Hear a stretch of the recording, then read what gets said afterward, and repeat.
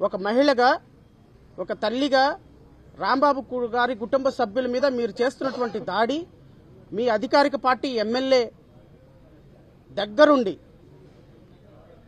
ఆ రోజు వాళ్ళ అదృష్టం బాగుండి ఈరోజు నా ప్రెస్ మీట్లో నాతో పాటు మాట్లాడుతున్నారు.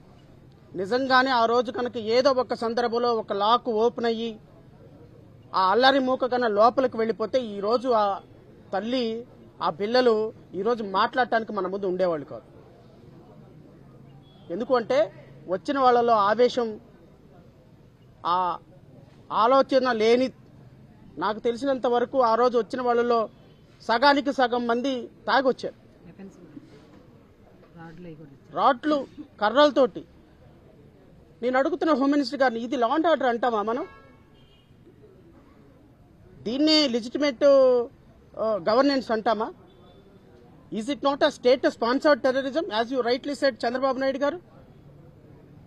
ఒక వ్యక్తి ఒక మాట మిమ్మల్ని అంటే చట్టం ప్రకారం మీరు అతన్ని శిక్షించాలి, చట్టం ప్రకారం మీరు కేసులు బుక్ చేయాలి.